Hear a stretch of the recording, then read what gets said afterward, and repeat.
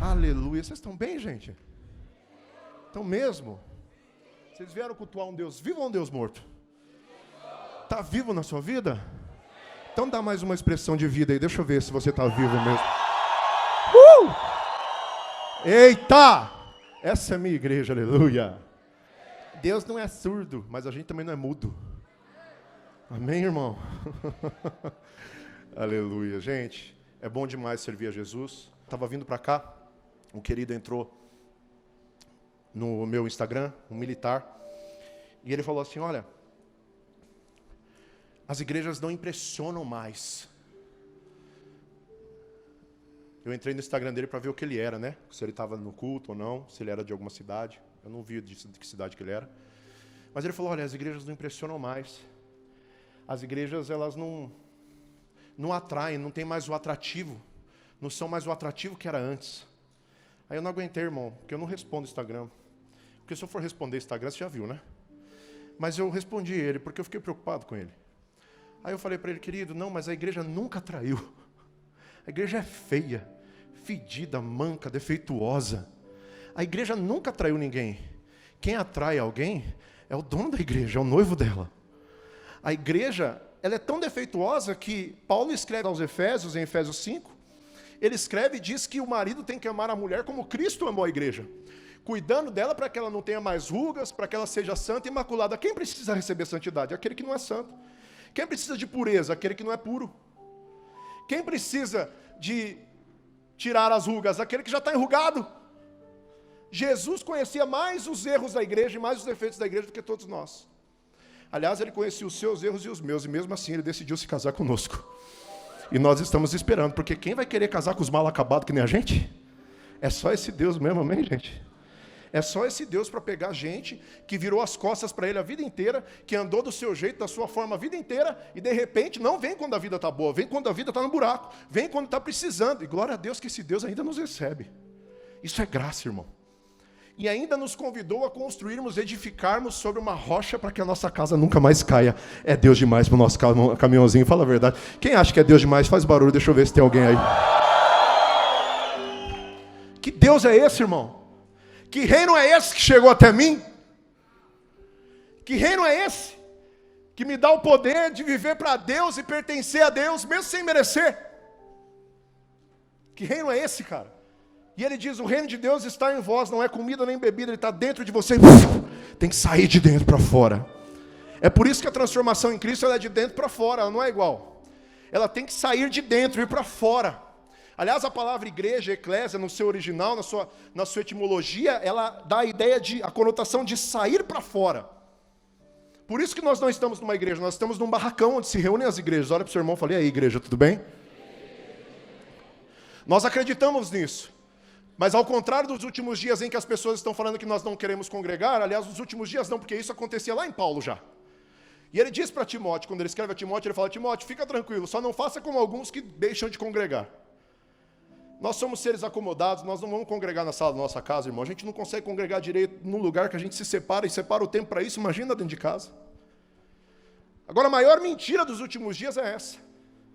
É dizer que você não precisa se congregar, que você não precisa uns dos outros.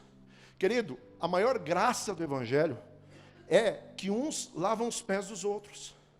Um dia eu estava fazendo o pé com uma querida aqui da igreja, a Maria Alice, e ela faz o meu pé para eu não ter mais unha encravada, porque dói, irmão. Quem teve unha encravada aí? O pior não é ter a dor da unha encravada, o pior é ouvir o povo falando, que frescura! É ou não é? Porque dói, irmão.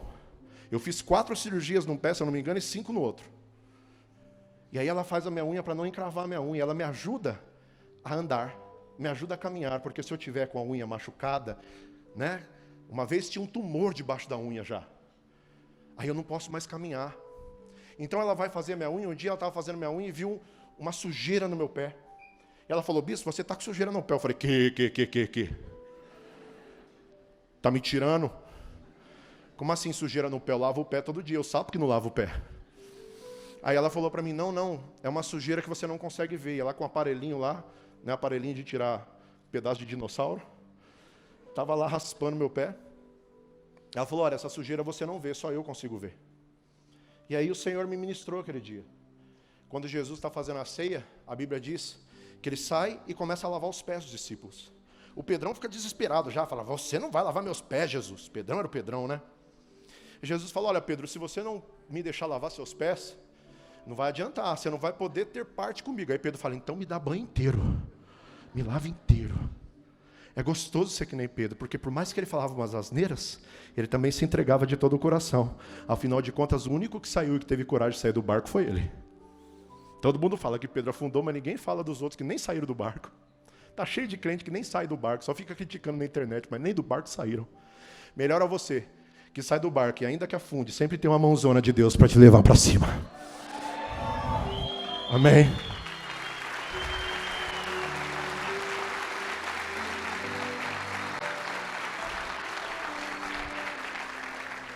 Então, querido, é melhor você estar nessa igreja defeituosa assim. Essa igreja aqui, essa reunião, essa congregação dos santos, que não são santos porque são perfeitos, são santos porque decidiram se separar para Deus. Essa congregação de gente defeituosa, mas que está lavando o pé um do outro. Ou uns dos outros. Essa congregação de gente defeituosa que decidiu crescer e edificar a sua vida não sobre a areia, mas sobre a rocha. Porque disse o tolo em seu coração, edificarei a minha casa sobre a areia. Então vieram as torrentes dos ventos e derrubaram essa casa, mas o verdadeiro, aquele que realmente quer, ele quer edificar sobre a rocha. E esse é o ano da edificação, e nós edificaremos sobre a rocha viva que é Cristo. A pedra que os antigos construtores rejeitaram, nós não vamos rejeitar em nome de Jesus. Então, nós começamos a edificar. E nesse mês de primícia nós estamos falando a respeito de entregar a primícia ao Senhor, as primeiras coisas, ser o primeiro. Deus não divide a primazia dele com ninguém. Ele é o primeiro, é o único. Ele nunca quis ser colocado em segundo plano. Deus é muito Deus para ser colocado em segundo plano. Deus é o eterno. Os judeus não gostam nem que a gente fale Deus grande, porque grande é uma medida. Deus não cabe na nossa medida, pastor Fábio. Deus é eterno. Glorifique ele e diga, Senhor, o Senhor é eterno. E o mais louco de tudo é que ele também te fez eterno, seja no céu ou no inferno. Ele quis te fazer eterno como ele, quis viver com você, quis te levar para a eternidade. Essa semana um querido estava triste porque ele recebeu um não lá no passaporte, no visto da América. Aí eu falei para ele, fique tranquilo, porque o seu visto para a eternidade está sendo guardado e está sendo edificado. Se existem países gostosos de nós irmos nesse mundo, você imagina o país da eternidade. Você imagina um mundo que Deus já fez para nós, uma terra que Deus já preparou para nós, onde não haverá mais choro, ranger de dentes, não haverá mais tristeza, lá todos serão diante do Pai. A Bíblia diz que não vai ter nem sol, porque a própria luz dele vai iluminar. E para quem já fez um culto no escuro, vai gostar dessa ideia. Agora você imagina, quando a gente chegar lá, irmão, a gente vai chegar num lugar onde o Senhor vai estar nos esperando, e aqueles que viveram a vida com a motivação correta, não vão ser como Paulo diz. Paulo diz que alguns vão entrar como colunas de fogo, porque suas obras serão evaporadas, queimadas. Porque viveram a vida inteira na terra com a motivação no coração errada. Porque não quiseram edificar sobre a rocha e fizeram coisas para mostrar para as pessoas, para mostrar para os homens. Com Deus isso não adianta, querido. Você não toca as coisas do céu, as coisas eternas, as coisas do Senhor com coisas naturais. Assim quiseram fazer aquele povo de Gênesis, Nimrod, lá no Gênesis 11, na Torre de Babel. Eles quiseram tocar o céu com tijolos, mas não se toca os céus com tijolos. E Pedro desvendou isso quando ele escreve em 1 de Pedro e fala, vós sois pedras vivas, e vocês vão edificar sobre a rocha. Sabe o que era pedra viva? Eram pedras que eram lixadas e encaixadas umas nas outras, para que pudessem realmente ter uma edificação que chegasse ao alto. Elas tinham que estar sobre a base sólida que é Cristo. É por isso que Jesus chega diante do templo de Salomão, que já não era mais o templo de Salomão, já era o templo de Herodes, cheio de marcas nos tijolos, e fala, derrubem isso aí. Agora, derrubem isso aí, não vai ficar pedra sobre pedra, ele diz, mas derrubem esse templo, em 3 dias ele estará de pé. Jesus está dizendo, olha, vocês precisam edificar diferente, porque esse povo que me rejeitou, viveu a vida inteira edificando sobre coisas naturais, mas esqueceram da rocha principal. Agora, vocês que estão aprendendo na graça, aprendam a edificar verdadeiramente sobre a rocha angular que é Cristo. E aí a sua edificação não vai cair mais, a sua família não vai ser mais perturbada, endemoniada, os seus filhos vão ser abençoados, a sua vida vai ser abençoada, o seu casamento vai ser abençoado, porque o Deus da criação decidiu entrar na sua casa e fazer parte de tudo isso. Alguém aqui quer que esse Deus entre na sua vida e faça parte de tudo isso? É Deus demais, irmão. Então eu vejo na palavra de Deus, eu quero ler com você, Marcos, no capítulo 10, versículo 17. E pondo-se a caminho, correu para ele um homem, o qual se diante dele, e lhe perguntou: bom mestre, o que farei para herdar a vida eterna? E Jesus lhe disse: por que me chamas de bom? Ninguém há bom senão um, que é Deus. Tu sabes os mandamentos. Jesus disse para ele. Aqui é muito louco, porque parece que Jesus já estava sabendo, aliás, eu tenho certeza que ele já sabia com o que ele estava lidando. O que parece é que esse homem até se ajoelhou diante dele, mas que esse homem chegou com uma certa arrogância dentro dele, com uma certa prepotência, com um certo achismo. Ele já usou as palavras certas com o mestre para mostrar que ele era o cara. E Jesus já quebra ele logo de cara e fala: ué, por que você está me chamando de bom? Bom é só Deus, porque o que me parece, nesse versículo, nas especulações, olhar assim nas viagens da minha mente, é que esse homem já se achava bom. Jesus já começa por aí quebrando ele, Felipe, falando assim: por que você está me chamando de bom? Bom é só Deus. E aí ele fala: ué, eu acho que ele fica com uma cara de louco assim para Jesus, tipo, o que você está querendo dizer? E Jesus fala assim: você não conhece os mandamentos? Vamos ler junto? 1, 2, 3, e não matarás, não furtarás, não dirás falso testemunho, não defraudarás alguém, honra o teu pai e a tua mãe. No 20, diz assim: ele, porém, respondeu e lhe disse: mestre, tudo isso tenho guardado desde a minha mocidade. O cara era bom, irmão. Eu acho que ele se achava bom mesmo. Ele tinha guardado desde a mocidade todos os mandamentos. Quem aqui nunca furtou? Ai, bispo, eu nunca roubei ninguém, nem uma lapiseira no colégio. Quem aqui nunca fez nada de errado? Que atire a primeira Bíblia. Quem aqui nunca errou, nunca desejou a mulher do próximo? Não levanta a mão se não se apanha da sua esposa. Quem aqui nunca cobiçou as coisas do próximo, o carro do próximo? Se você for para Êxodo, você vai ver que está muito mais esmiuçado os 10 mandamentos. E você vai ver que ali a gente não passa. Aliás, os 10 mandamentos vieram para mostrar para o homem que ele não poderia vencer sem Deus. Que ele jamais poderia conseguir. O povo não entendeu o Antigo Testamento, porque a lei veio para mostrar para o homem que ele nunca poderia viver a lei. O único que pôde viver e consumou foi Cristo. E ele viveu para que você hoje, através dele, possa viver, e não através da lei. Porque quem mata pela espada, também morre pela espada. Então Deus quis ensinar isso ao povo, mas o povo não entendeu. Ele ficou dando dicas desde antes da lei. Você vê Adão errando no Éden. E Deus dá uma roupa de ovelha para ele, querendo simbolizar o cordeiro que foi morto desde a criação do mundo. O Senhor sempre quis que o homem vivesse dentro dele. Ele nos elegeu dentro dele. Ele sempre quis que o homem vivesse dependendo dele. O Senhor sempre soube das suas falhas e das minhas falhas. E ele sempre quis se casar com essa igreja defeituosa.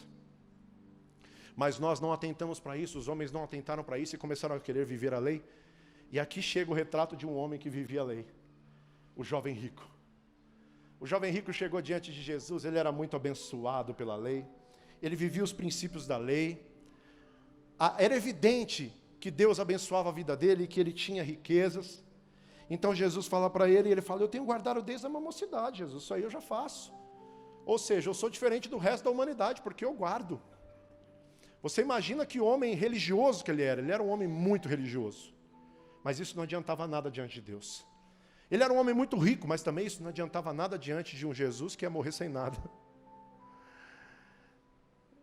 Ele se deparou de repente com a verdade que ele não poderia comprar. Ou com a verdade que ele não conseguiria conquistar pelos feitos dele. Um dia eu perguntei para um pastor assim: você tem certeza da salvação? Ele disse: eu tenho.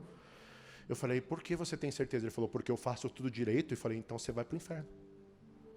Ele arregalou o olho desse tamanho para mim. Ele falou: como assim? Eu falei: você tem certeza que você faz tudo direito? Porque eu não faço. Eu tento. Não digo que eu tenho cansado. Ele disse, não, porque eu faço isso, eu faço aquilo. E eu comecei a mostrar para ele, ele começou a se deparar com os erros. Ele falou, mas como é que é então? Eu falei, a salvação é pura graça. Deus sabe que você é podre.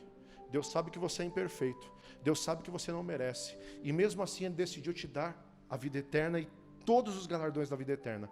Basta você aceitá-lo como dirigente da sua vida.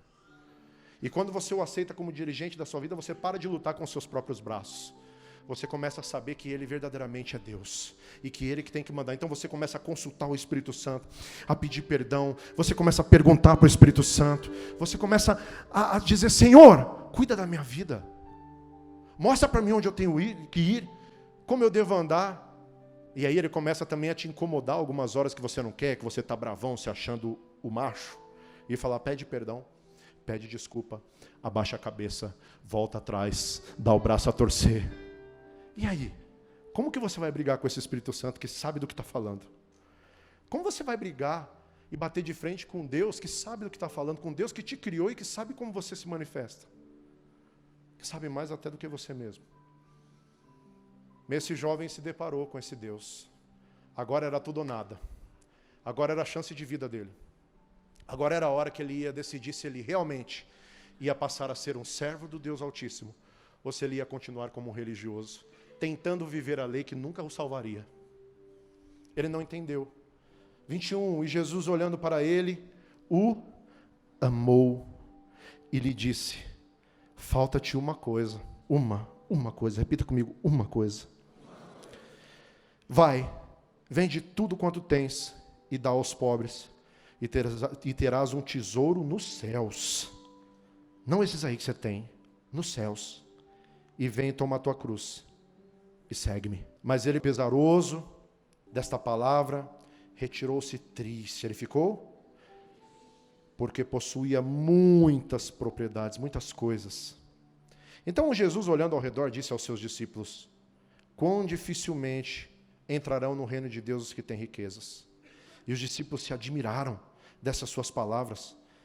Mas Jesus, tornando a falar, disse-lhes, filhos, quão difícil é para os que confiam nas riquezas, para os que estão confiando nas coisas, entrar no reino de Deus.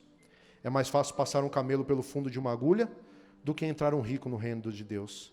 E eles se admiravam ainda mais, dizendo entre si, quem poderá ser salvo então? Eles estavam admirados, sabe por quê? Porque eles eram pobres. Então eles estavam se achando também. Eles também estavam orgulhosos ali. Bom, a gente é pobre, então a gente entrou. Eles não tinham nada mais. Então eles estavam assim, estamos feitos. Então naquele momento o coração deles se encheu de orgulho. E eles ficaram igualzinho o jovem rico. E aí Jesus falou assim, Jesus, porém, olhando para eles, disse, para os homens é impossível. Tem gente que fica falando sobre a corda, sobre a agulha, que a agulha era o buraco no muro, que a agulha era a corda de navio, e que... Gente, a cerne da questão é o seguinte, é impossível. Impossível. É impossível qualquer rico entrar no reino dos céus. Seja rico de dinheiro, seja rico de orgulho, seja rico de bagagens, seja rico de títulos, porque muita gente se perde no título, quando começa a ter algum título, acha que não é mais ovelha. Acha que não precisa mais se arrepender, não precisa mais chorar, não precisa mais se entregar. Tem gente que começa a tocar, músicos, e começa a achar que está acima de tudo, porque está tocando, eu sou músico, eu posso falar. Tem gente que acha que porque fez alguma coisa certa na igreja, pastores, acertou em alguma coisa, pode errar nas outras. Simplesmente porque agora eu cheguei num patamar pastoral. Mas quem disse que era para que nós deixássemos de ser ovelhas? O Senhor sempre quis que nós fôssemos ovelhas. Eu continuo sendo ovelha, quero continuar sendo ovelha, porque só existe um verdadeiro pastor, que é Cristo. E o bom pastor entra pela porta com as ovelhas, não pela janela. Todo subterfúgio que nós arrumamos para ganhar pessoas para Jesus é janela. Mas quando nós entramos numa pessoa, porque Jesus está dentro de nós, é porta. Ele diz, eu sou a porta. Eu sou o caminho, a verdade, a vida. Ninguém vem ao Pai, senão por mim. Para os homens é impossível, mas para Deus, porque para Deus todas as coisas são possíveis. Ele disse, olha, para Deus é possível. Vocês precisam entender que pela lei vocês não vão conseguir. Mas se vocês estiverem em mim, vocês vão conseguir por mim, não por vocês. É uma graça adquirida, não por você, mas por Cristo para você. E Pedro começou a dizer, ó Pedrão, eis que nós tudo deixamos e te seguimos, Senhor. E Jesus respondendo disse, então em verdade vos digo que ninguém há que tenha deixado casa, repete comigo, deixado casa, ou irmãos, ou irmãs, ou pai, ou mãe, ou mulher, ou filhos, ou campos, por amor de mim e do meu evangelho, que não receba 100 vezes mais, 100 vezes tanto, já neste tempo, não receba em casas, em irmãos, em irmãs, em mães, em filhos, em campos, com perseguições, sempre. E no século futuro a vida eterna.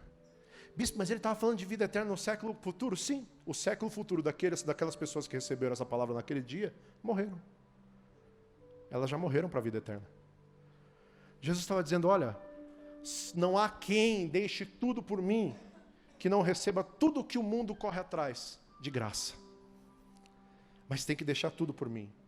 E deixar mãe, deixar irmão, não é você virar a cara para ninguém. Agora o bispo falou, pode divorciar que eu vou deixar a esposa, viu? Pegar a novinha. Não é isso não. Ele está dizendo, nada pode te atrapalhar de chegar até mim agora. Se o seu marido não quer te servir a mim, venha você. Se seus pais não querem me servir, venha você. Se seus filhos não querem me servir, venha você, porque a salvação é individual. Largue tudo por mim. E aí você não vai ter riqueza nenhuma. E você vai poder entrar no céu livre. Porque tudo que te prende de me servir, tudo que te prende de me seguir, tudo que te prende, te leva contra a vida eterna. Sabe o que é impressionante? É que Jesus começa a falar com esse jovem, e Jesus, quando fala a respeito dos mandamentos, ele joga logo nos 6 últimos, que eram mandamentos horizontais. Os 4 primeiros mandamentos são verticais. Eles falam de Deus para com o homem, do homem para com Deus. Mas os 6 últimos, eles são horizontais. Eles falam do homem para com o homem. Esse homem era muito bom. Ele sabia lidar com o homem. Ele sabia fazer boas coisas, dar boas esmolas, viver a lei muito bem. Ele sabia gastar o tempo dele com as coisas de Deus. E isso era muito bom. Mas quando Jesus pergunta para ele, fala, então deixa tudo. Ele está se referindo aos 4 primeiros mandamentos. Primeiro mandamento, não terás outros deuses diante de mim. Não tenha ninguém acima de mim, à frente. Eu sou a primícia, eu sou o primeiro. Me tenha como primeiro e como único da sua vida. Me tenha como primeiro e como único. Não tenha outros deuses, não tenha um celular como Deus. Não perca uma palavra por causa de um jogo. Não perca algo meu por causa de carros, de coisas, de festas. Não perca algo meu por causa de dinheiro. Não perca algo meu por causa de amigos. Chegou uns amigos. Quem verdadeiramente é meu amigo sabe de quem eu sou amigo e onde eu vou estar durante os horários de adoração. Não tenha outros deuses diante de mim. Me coloque em primeiro lugar. Não coloque nada na minha frente, nem o ministério, nem o título, nem a música. Não coloca nada na minha frente. Tudo é para mim, porque dele, por ele e para ele são todas as coisas. Ele diz no segundo mandamento, não farás para ti nenhum ídolo, nenhuma imagem de qualquer coisa, não faça. Não se ajoelhe diante dela. Não faça nenhum ídolo. Não tenha como ídolo o pastor da sua igreja. Não tenha como ídolo o pastor tal, o líder tal. Não tenha como ídolo o seu amigo, a sua esposa, o seu carro. Mais uma vez ele está dizendo, eu sou o primeiro, eu tenho que ser o primeiro. E tudo que eu te der vai ser bom, mas eu tenho que continuar sendo o primeiro. Não perca o seu Deus e não o coloque em segundo lugar. Não o coloque em segundo plano. Não se ajoelhe, se humilhe. A palavra ajoelhar-se, para o judeu ajoelhar era adorar, se prostrar era adorar. Não adore coisas, não adore o seu trabalho, não adore o tempo. Não adore pessoas. Não adore placas de igreja. Não adore. Não tenha outros deuses diante de mim. Nada. O terceiro mandamento diz, não tomarás em vão o nome do Senhor. Sabe o que quer dizer isso? Jesus simplificou no Pai Nosso. Ele disse, santificado seja o teu nome. Sabe o que é tomar em vão o nome de Deus? É usar o nome de Deus para as coisas. Já viu aqueles crentes que vão fazer negócio, começam a falar, eu sou crente, é de Deus, não sei o quê? Começa a diminuir o nome de Deus. Sabe, quando eu leio Romanos 1, eu fico assustado com a parte que diz, tornaram a imagem de um Deus incorruptível à semelhança de algo corruptível. Pegaram um Deus maravilhoso e eterno e trataram ele como algo banal. Trocaram, cambiaram.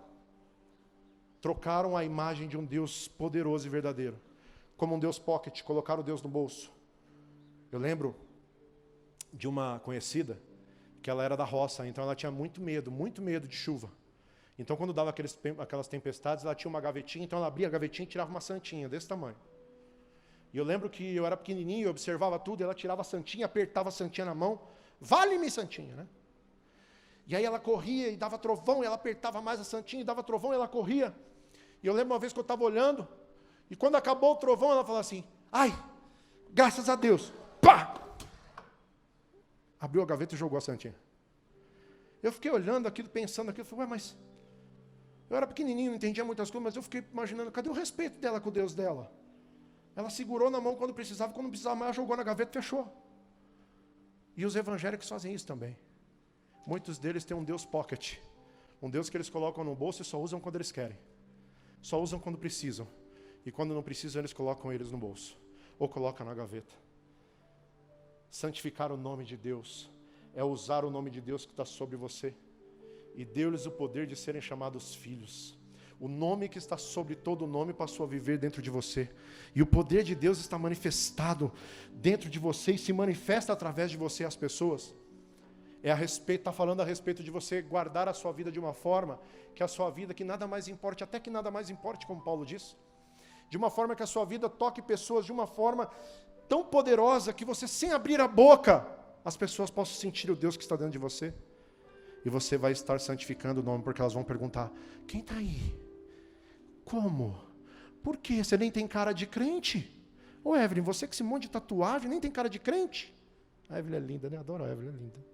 Não adoro, eu gosto, não pode adorar.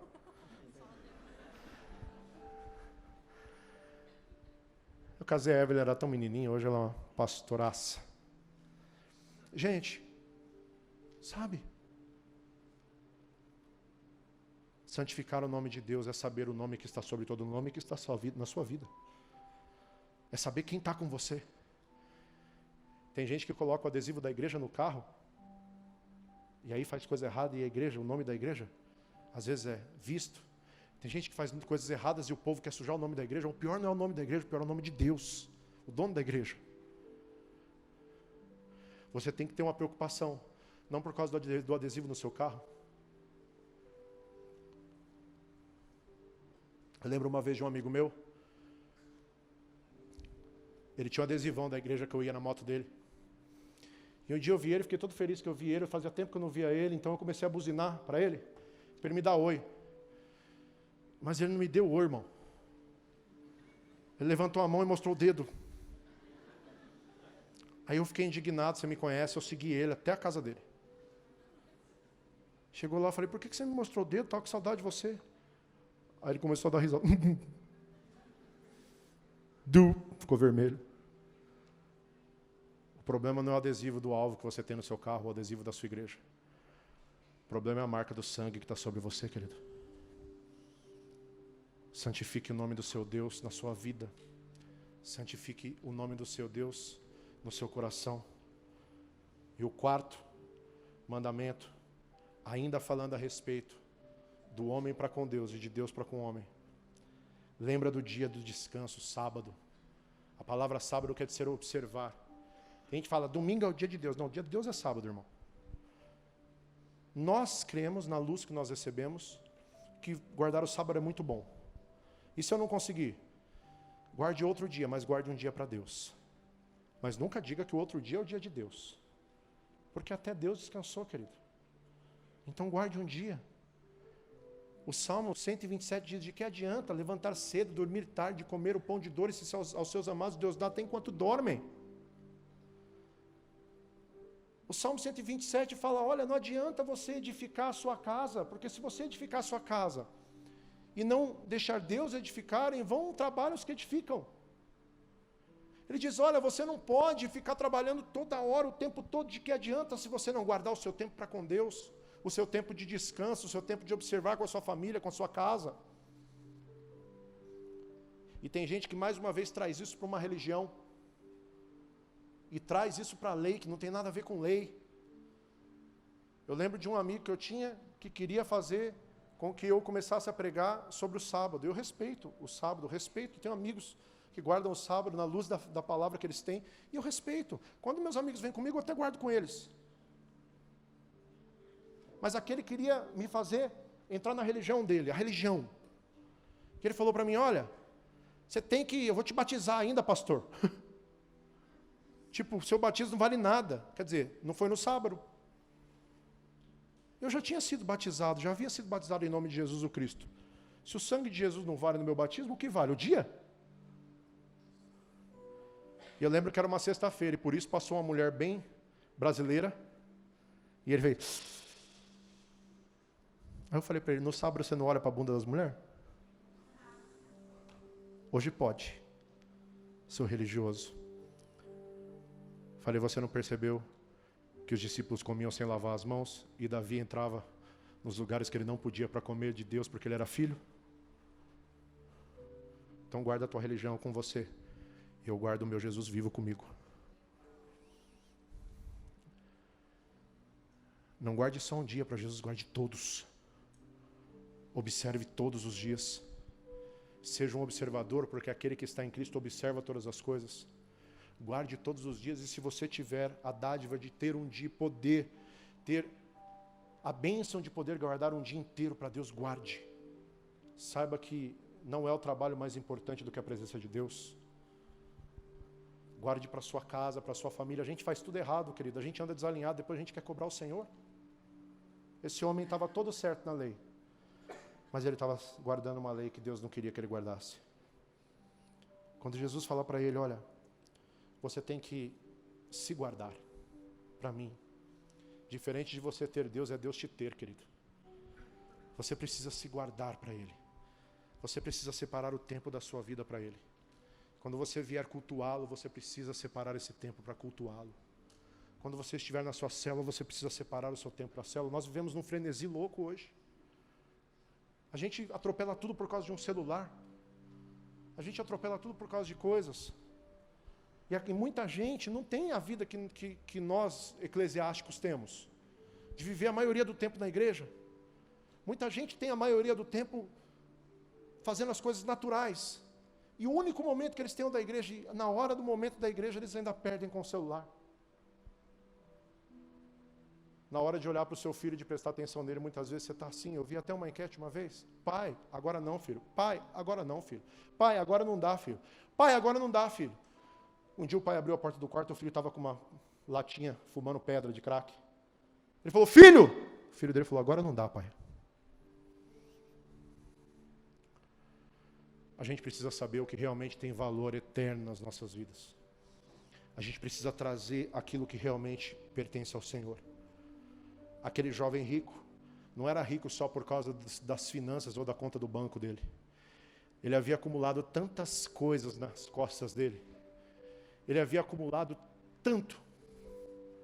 tanta bagagem, tanto conhecimento. Ele havia acumulado tantas coisas que a cerviz dele ficaram duras. E por mais que ele se prostrou diante de Jesus, ele não havia prostrado o seu coração. Está na hora de nós começarmos a colocar Deus em primeiro lugar e nos prostrarmos verdadeiramente com o coração prostrado. Dizer: Senhor, eu quero hoje entregar a primícia ao Senhor.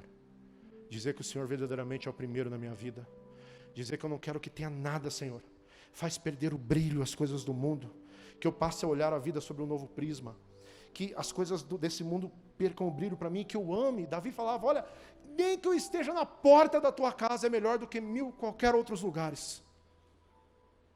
Eu prefiro estar na porta, Senhor. Se estiver lotado, eu fico na porta. Mas eu não perco por nada. Ele havia entendido como adorar. Ele falou para Deus, olha Deus, o Senhor pode retirar tudo de mim. Davi, o rei Davi, o cara rico, poderoso, o cara mais poderoso da época. Ele disse para Deus, olha, o Senhor pode tirar tudo de mim, só não retire o teu espírito de mim. Para se achegar a Deus, querido, você precisa se achegar por baixo.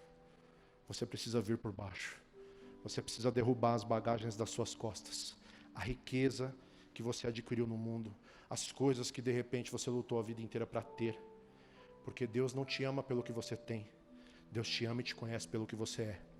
E quando você era pequeno e informe, Ele já te conhecia. E já havia escrito da sua vida no livro dele. Sabe o que Ele está esperando? Você se colocar de pé na sua vida e de joelho no seu coração. Amém. Amém. Se coloca de pé. Feche seus olhos. Pai, eu te agradeço, Senhor. Eu faço as tuas palavras as minhas, Senhor Jesus. Obrigado porque o Senhor ocultou essas palavras, essa sabedoria, esse conhecimento dos céus, daqueles que se acham sábios e entendidos do mundo, e trouxe aos pequeninos, aqueles que realmente o Senhor diz bem-aventurados os pobres, porque resolveram ser pobres no seu intelecto, resolveram acreditar que dependem do Senhor em tudo. O Senhor não está falando de pobres de riquezas materiais, mas de coisas, daqueles que realmente entendem que dependem do Senhor, daqueles que realmente entendem, Senhor Deus, que nada pode importar mais do que o Senhor em suas vidas, daqueles que realmente, Senhor Deus, querem colocar o Senhor em primeiro lugar em suas vidas, Pai, e não querem deixar nada, Pai, para trás, daqueles, Senhor Deus, que verdadeiramente querem, Senhor Deus, aprender com o Senhor todos os dias. Pai, eu te agradeço, Senhor Deus, porque nesse lugar, nessa reunião dos santos, nesse barracão, o Senhor tem reunido pessoas que realmente querem o Senhor, querem aprender do Senhor. Eu te agradeço porque esse lugar, Pai, é um lugar que se tornou o que é hoje em 5 anos, porque nós não estamos aí para nada, Senhor, nós só queremos a Tua presença e nós pedimos, não tire a Tua presença de nós. Eu te agradeço, Senhor, porque esse é um lugar, Pai, onde o Senhor habita, porque nós estamos aqui, o Senhor habita em nós, e porque nós queremos fazer as coisas certas, corretas diante do Senhor. Eu te agradeço, Senhor Deus, porque nesse lugar estão reunidas pessoas, Pai, reunidas pessoas, Senhor Deus, que desejaram ser os seus templos, o lugar onde o Senhor gosta de habitar, o lugar que o Senhor escolheu morar. Eu te agradeço, Senhor, porque o Senhor tem nos ensinado a tirar as nossas bagagens, a tirar o nosso conhecimento, a nossa sabedoria, porque o Senhor usa as coisas loucas para confundir as sábias, e as que não são para confundir as que são. Eu te agradeço porque esse é o lugar, Pai, onde o Senhor, Pai, deseja curar, transformar, moldar, mudar, libertar, alavancar a vida, não porque nós estamos atrás de coisas, mais uma vez, porque disso já buscam os ímpios, mas porque o Senhor, Pai, tem colocado nos nossos corações e dentro de nós o desejo da eternidade. Eu te agradeço, Pai, porque nesse lugar existem pessoas que não estão aí porque as outras acham, mas estão preocupadas em te agradar verdadeiramente e em ter um coração reto na Tua presença.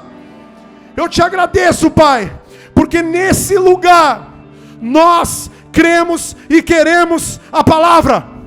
Eu te agradeço, Pai, porque o Senhor tem colocado um coração mole em nós, tirado o nosso coração de pedra e colocado um coração de carne sensível à Tua voz. Eu te agradeço, Pai. Eu te agradeço, Pai. Eu te agradeço, Pai. Ale canta bradasture de que lixara da cade.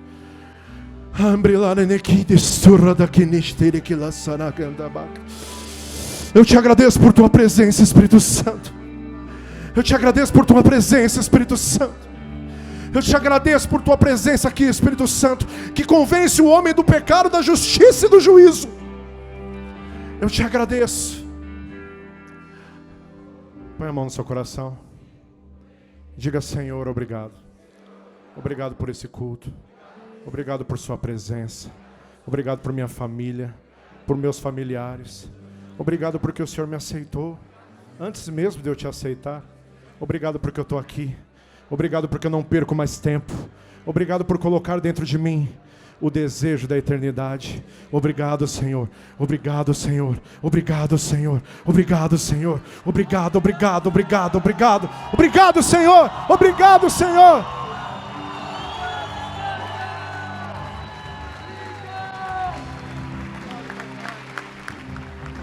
Levanta a mão em posição de recebimento. Que o Senhor abençoe o seu lar. Que o Senhor abençoe a sua semana. Que o Senhor abençoe a sua casa em nome de Jesus. Que o Senhor abençoe sua vida, os seus familiares, os seus vizinhos. Que o Senhor abençoe a sua célula. Que o Senhor abençoe os seus líderes de célula. Que o Senhor abençoe os pastores da sua rede. Que o Senhor abençoe os seus bispos. Em nome de Jesus. Amém. Eu te amo em Cristo. Deus te abençoe.